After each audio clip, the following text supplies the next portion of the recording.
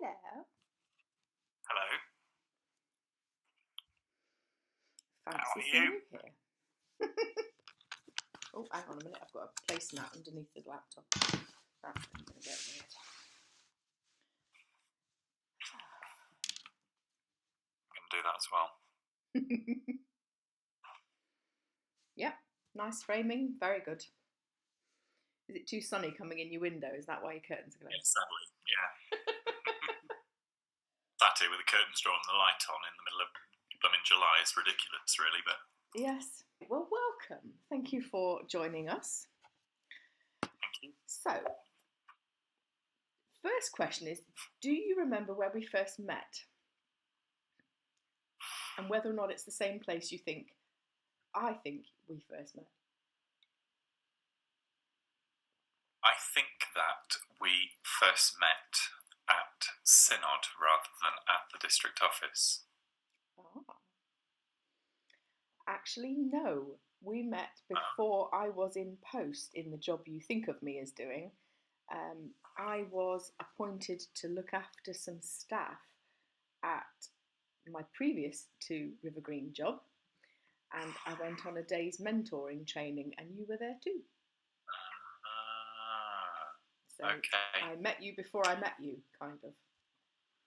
I see, yes. No, that was at Southall Methodist Church. It was, yes. And it turns out during the course of the morning that I was the only one without ordination, which was quite bizarre when you sat in a room full of people that you don't know to find out that you are different to everybody else, I suppose.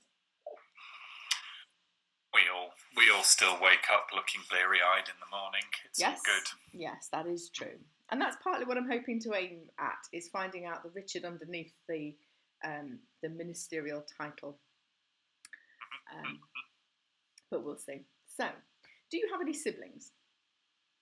I do. I have two younger brothers. Ah, so do I. They're both bigger than me now, though, so I don't suppose that happens to you because one of them is bigger than me and the other one not. Ah, because you're quite tall, aren't you? I am, yeah. I'm not. It was a bit of a sad moment when the younger one overtook me. It's marginal, but it's still, It's enough to be, yeah. Yeah. And how many children do you have? And how old were you when you had them? So I have two children. They are teenagers, and I was 26 when our first was born.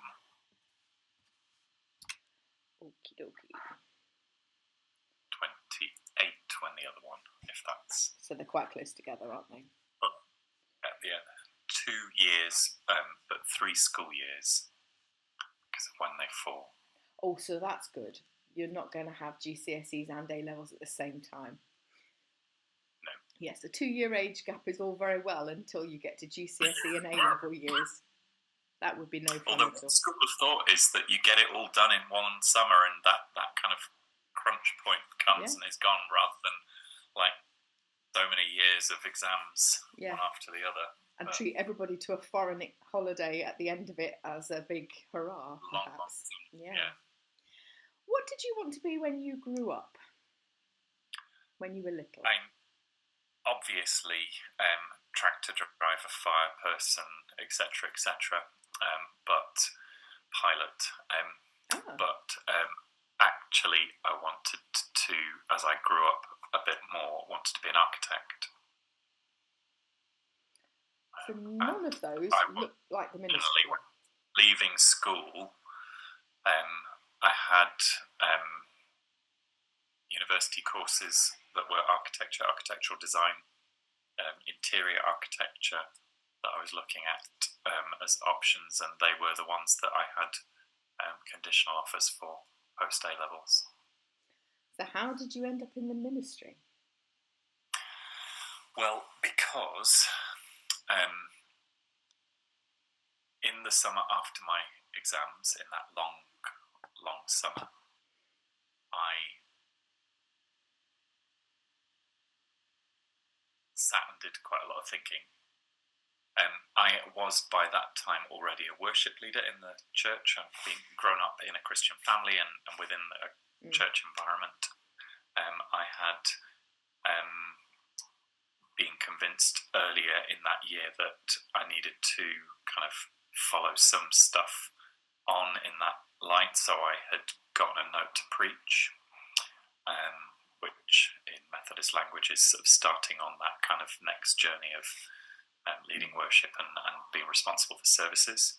So that's 18. I was just 17, I think, when I first got that note to preach. Okay. But but certainly was leading worship when I was 17. And then kind of in the long summer, kind of got to a point where I was thinking, well, maybe I could defer uni and do something for God, and then I can get on with the life I have planned out and want to do. Right. What hadn't really factored into my thinking was what I know very clearly now, that I hadn't really put a great deal of effort into my A-levels. Right.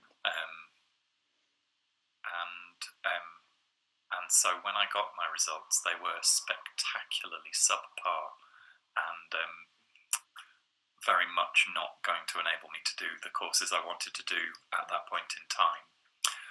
So as part of let's have a rethink, let's have a figure this out. I'll go and I'll do something for a bit of time. And that bit of time became, well, here is this calling, and seeing where that went. So I ended up at Cliff College, initially just to do a year of living in community and doing some kind of theological study, and by Christmas was transferred onto the degree course and was able to explore kind of vocational discernment stuff alongside that, and long story, ended up here, but there's other bits in between, obviously, yeah. So when I first met you, had you made super by then?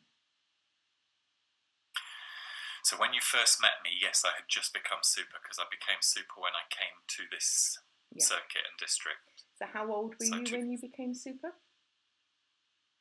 37. That feels very young to me. Does it feel young to you? You're not the only one that was under 40.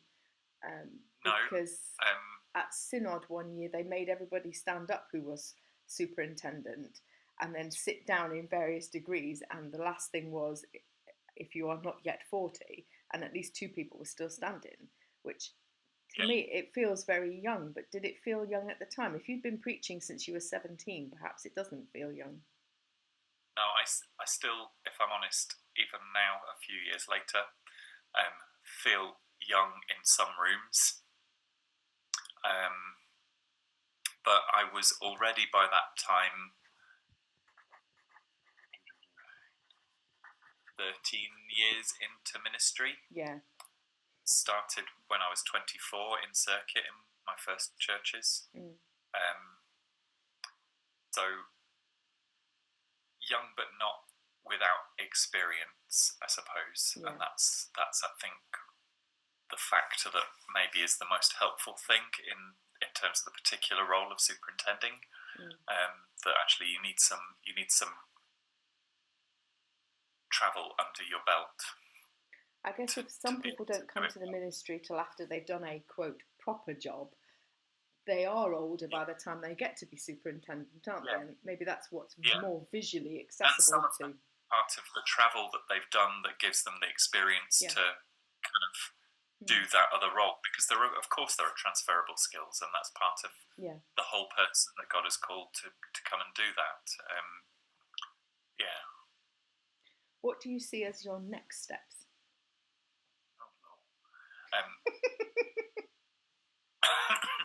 Do you have your eyes on the chair, for instance, or I mean,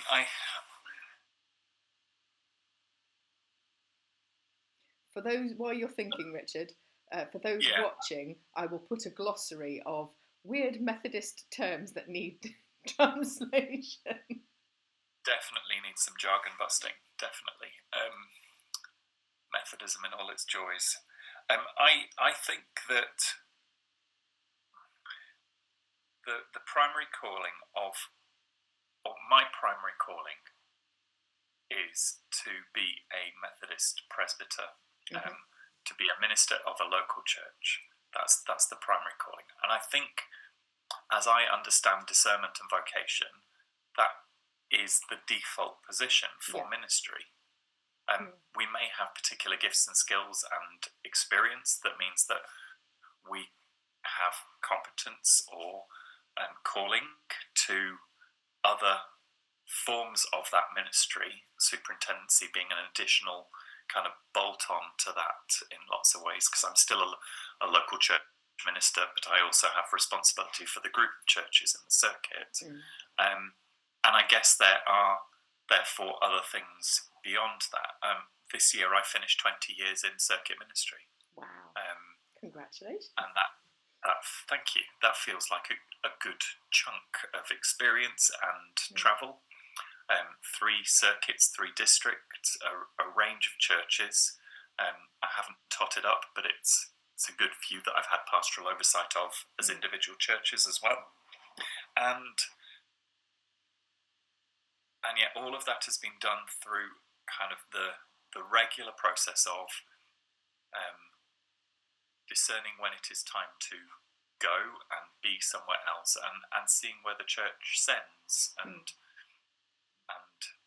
stations and nominates or offers an appointment, essentially. So I don't at the moment anticipate anything beyond that, because that's where I feel called to be. This is where I feel called to be at the moment.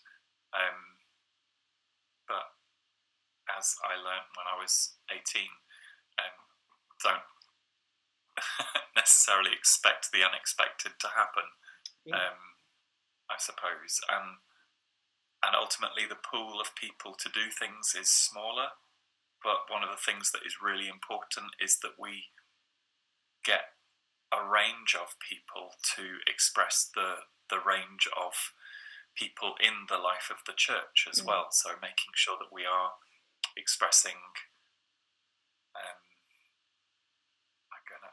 the breadth, width, depth of the Methodist people. And I recognise as a white man of a certain age and education that I can do things, but I'm not necessarily the right person to do things, because it should not just be my voice or voices like mine in those situations. So it's kind of balancing those factors really as well. Do you have any strange places you've seen God move, or funny comical stories that you are willing and or able, because that's not always the case, is it, to tell us? For instance, the minister of the church I grew up in, my mum was doing the flowers at church one Saturday afternoon or something, and had taken me and my eldest of my younger brothers with her, and Jonathan had an interaction with the minister who was there, and said, "Do you live here?" Thinking that he just, hung out in the cupboard or something and just popped out when anybody ever happened to be in the church, which I think it's really easy, isn't it, to forget that your ministers are human and have households of their own, and beds that aren't actually in church, and nobody wants to sleep in the cupboard and things like that. So I was wondering if you had any comical stories you wish to share. So I suppose a slightly similar one is when I was in my previous appointment, one of our young people in one of my churches asked Mum, who was one of my stewards, so does Richard have a real job? I.e., does Richard work in the Asda or something? Yeah. Kind of when he's not at church on Sundays, and was just utterly incredulous that I could do this full time. And if I'm honest, so am I. Still a little bit that I suppose it's the imposter syndrome in all of us that we haven't yet been found out. I'm not quite sure what the finding out is, but nevertheless, we have been deemed. Wow. You have 20 years of service, you're not that impostery. Well, that or I'm really good at covering my tracks. So, there's that one. I suppose, that's probably the funniest. But does he not work in the Asda or drive a bus? I think was the exchange, which caused much hilarity. Yes, these young people that are in churches, they do come out with some corkers. Yeah. Okay, stepping away a little bit, we will do some quick fires and see what you can dream up as good answers. And actually, which category of person you are, because I've been grouping all my interviewees. So some of them are all going on holiday together. They don't know each other, but they're going on holiday together because they all want to go to the same places. So if money were no object, where would you travel? I would just travel. Lots of people have said that too. Yeah. I spent a lot of my childhood in Africa, and I would love to go back to Africa and see more of Africa, different countries that I've not lived in or travelled to. But I would also like to go to places that are maybe further afield. Australia would be interesting, and New Zealand, because it's the other side of the world, literally. I think East Asia and South America, the Pacific, and other parts of just travel. But I think probably more of Africa, which I have a deep love for. How come you spent your childhood in Africa? Initially, because I was born there while my parents were teachers in a Methodist mission school. But later my dad worked in medical research and global health and tropical disease and things like that. And so we lived overseas while he was working for the Medical Research Council. So if you were cut open, you would bleed Methodism? Methodism and, probably mainly that. I think, Fair enough. What would be your last meal?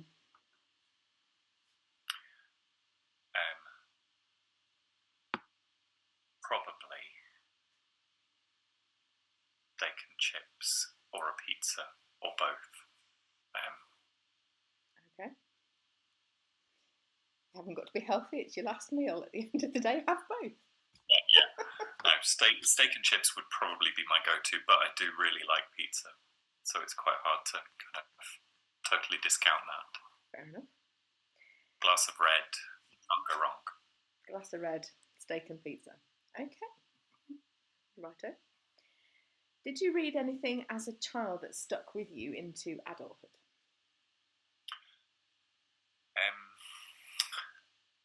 I read The Hobbit and The Lord of the Rings before I went to secondary school. So New Zealand is on the list for that reason then? Well, partly, yeah. But I think I'm an avid reader still.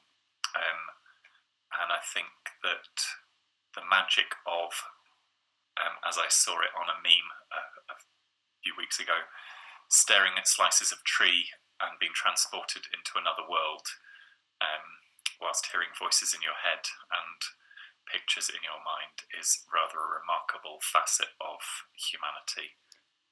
And I love it. I agree. I also play with cut off bits of sheep and do magic tricks with them with 2 needles. Yes, you do, yeah. Causing string to turn into cloth with... Yeah. Sometimes whilst conjuring things under my breath.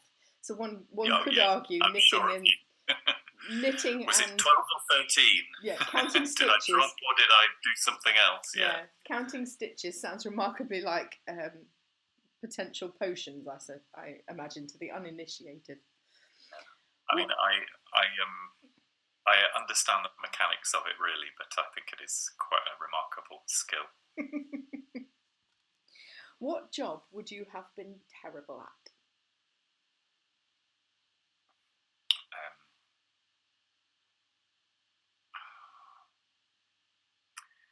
Anything that involves anything too squeamish or goriness. I don't really do that kind of ick. Fair enough. I understand that sensation. Me too. Yeah. Okay. Yeah. If you were to write a memoir, do you have a title in your head already of a title for a memoir book?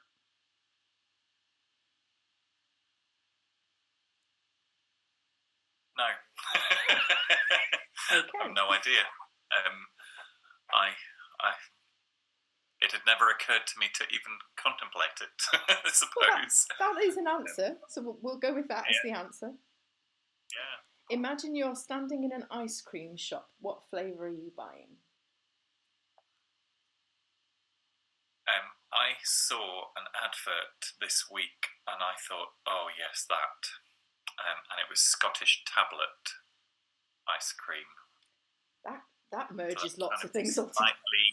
Yeah, well, absolutely. That kind of really rich, decadent ice cream that's just got that kind of toffee caramel, with a little crunch.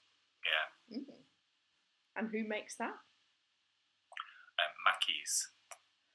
Who are, at least sound like they ought to be a Scottish brand, didn't they? So they ought to know what they're doing. Fair enough. What makes you feel unstoppable or invincible on the days when the imposter syndrome kicks in, at least? I don't know. I think when I was younger, I remember distinctly, and this is like in my early 20s, wearing a kind of a proper pair of work shoes, like smart Oxfords, and a suit, and kind of powering up the pavement. You sometimes just get that moment of, okay, yeah, I can do this. Come on, world. And I think some of that's attached to kind of having put on that kind of persona off to work, and some of that is about the arrogance of youth, and I'm not sure that I ever feel that in quite the same way now as I did then, but I think it comes in the I can do this because we are doing this, so the sense that I am not alone. I have friends, I have family, I have colleagues, I have community, and we're in this together, be that locally or nationally through the connection of Methodism or globally through the people of God. Do you find the same sort of sensation of putting the collar on?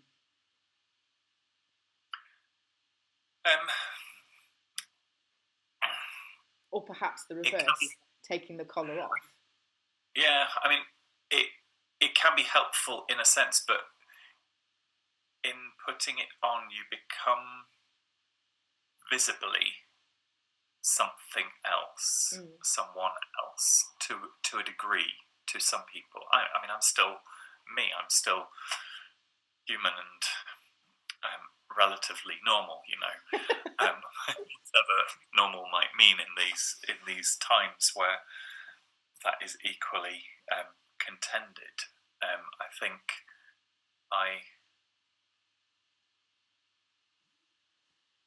in the places where that is a useful thing. For example, if I need to go and see someone in a hospital environment, putting a collar on is something which gives me confidence to know that I can go and be seen and do that.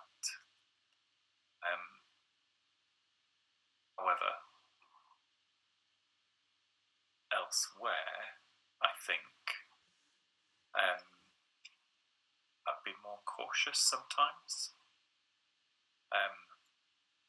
Equally, standing outside a creme, wearing collar, wearing robes, you know, and being the person who is the professional, who is the responsible person, who knows what they're doing, at least ostensibly, and can kind of carry that space and hold that space is confidence giving. You know, I know after 20 years that I can do that well enough, and that even if something goes a bit sideways, I can still hold it together and make it work. And that's one of those moments, I suppose. But it's not. I don't think it's a simple answer as kind of that's the thing. Yeah. Because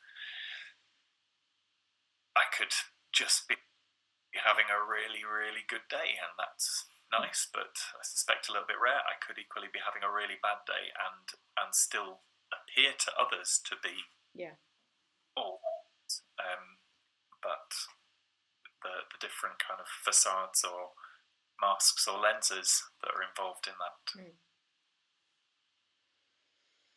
If you could time travel, where would you go? I had a very interesting conversation with a colleague, not from nearby, a few days ago, and we said something along the lines of church ministry 100 years ago was a very different thing, well, just over 100 years ago, because A, that was all pre-World War. Yeah. And B, there was a different place, status, and position, not in terms of power, but just in terms of how different parts of society and people and roles in society were regarded. It'd be really interesting to see how that worked. We were also, as two blokes, thinking a little bit about the fact that, you know, there were housekeepers and gardeners and things like that to look after some of the less auspicious aspects of life in manses, the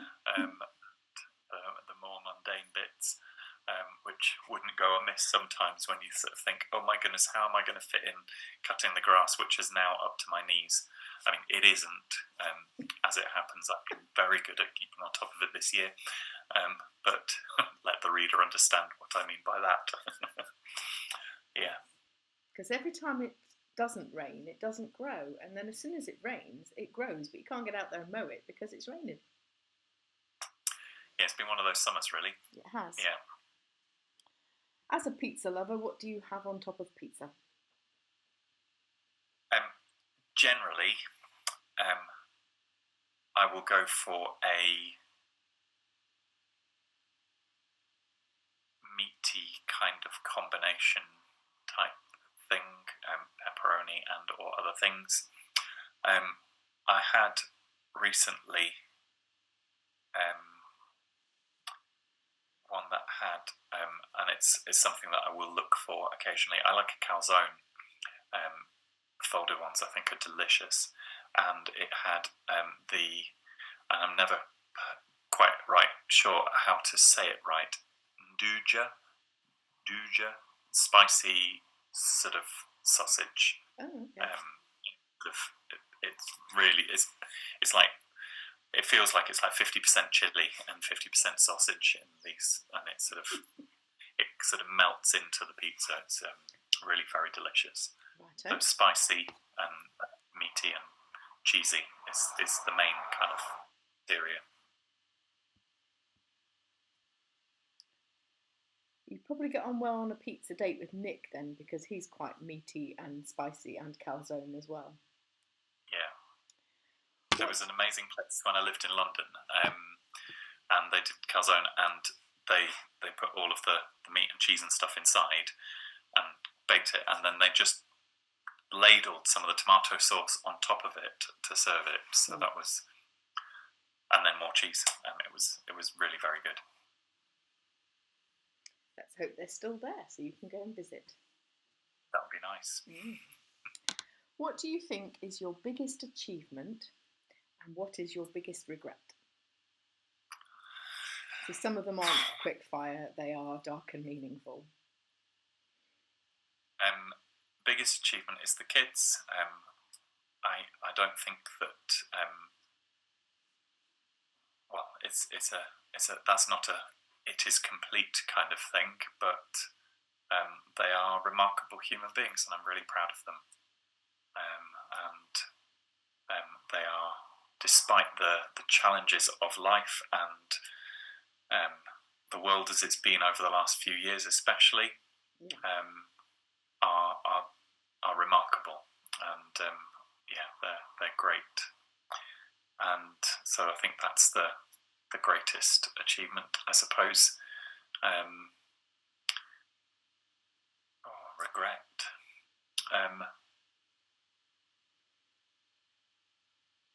My dad died in 2020 of a heart attack, which is a regret on a number of levels. But I suppose the regret is that there isn't just that one last conversation. And those moments of, I'd love to have that, pick up the phone and tell him that. That's the regret, and I'm sure that is a universal feeling for those who have loved and lost. Yeah. Was it sudden? Is that why? Yeah, I think it was. Yeah, I mean, and actually we'd seen him a week earlier, which was great, especially considering this was sort of after the big lockdown of the summer. But no, it was I think I'd spoken to him on the phone even the day before, but it was right. Well, we'll talk to you in a couple of days, kind of thing. And the next morning he had a heart attack, and that was that. I guess that it catches, like you say, it catches lots of people, doesn't it? Because sudden is sudden for a reason. And I think sudden is sudden even if it is expected because of X, Y, or Z. It's still too soon always. Yeah.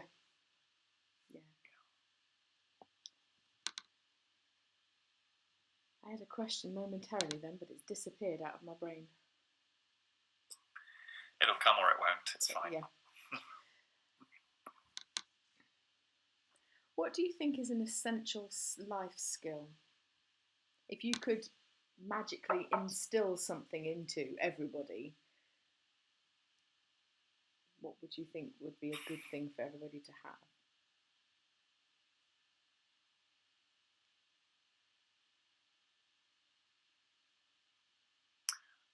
A willingness to try. Ooh. That might be try a different cuisine or food, or try a different language or culture, or try to do something that is outside of your pattern activity of behaviour or experience, or try a holiday that is not sitting on a beach or by a pool. Try a holiday that is sitting on a beach or by a pool instead of walking or hiking or all the plethora of things that are out there. Try a different author or style of book. Try something that is not the expected thing. Try the thing which you have resisted but is the expected thing. Just try. Have a try. Okay. Yeah. Possibly the last one, but in your profession you're probably more qualified to answer than a lot of people I've interviewed thus far. Do you think people are mostly good or mostly evil? And why? I think people are mostly good.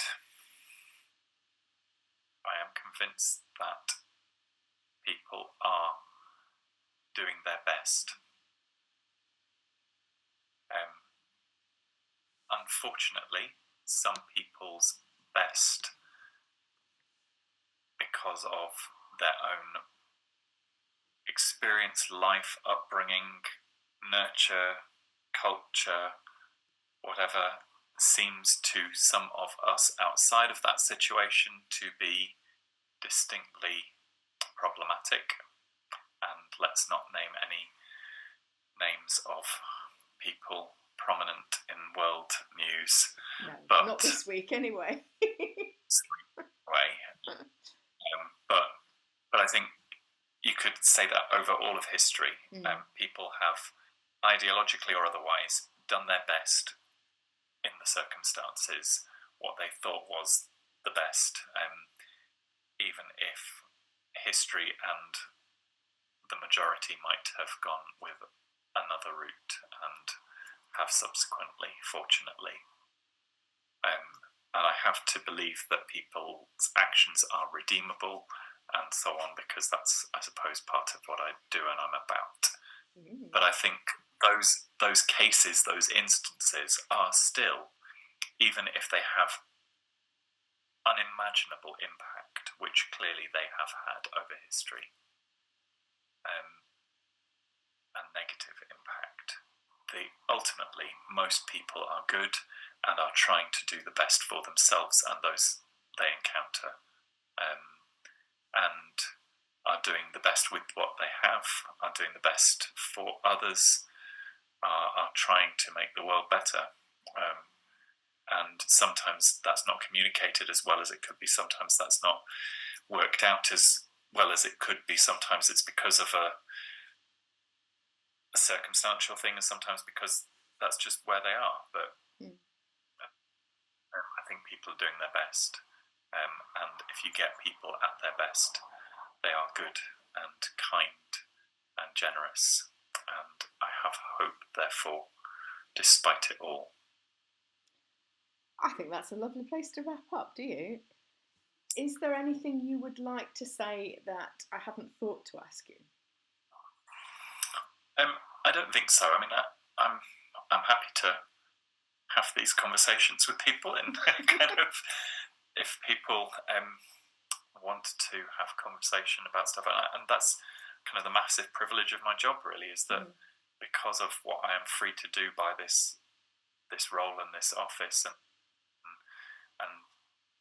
having the place I do in community, I have the privilege of having conversations about stuff and building relationship and building community, and again, that to me demonstrates something of that goodness and hope that I think is godly. However you might choose to understand or define that, but is about, for me, God's presence and God's love lived out and worked out in all of creation. So, yeah. Smashing. Well, thank you very much for joining us, Richard. Pleasure, Tamsin. So you've had your supervision this morning. What's next? I had staff meeting, I supervised someone, and I have a stack of emails and a couple of phone calls to make. And then I think I have a child-free house tonight. So it will be a quiet evening after I've finished all of that. Well, it sounds like which will be very pleasant. So I'm going to look out and see where we go. Well, have a very profitable afternoon so that you can then enjoy your evening. I hope so. Thank you for joining us. You're welcome. Cheers. Thanks. Bye. Bye.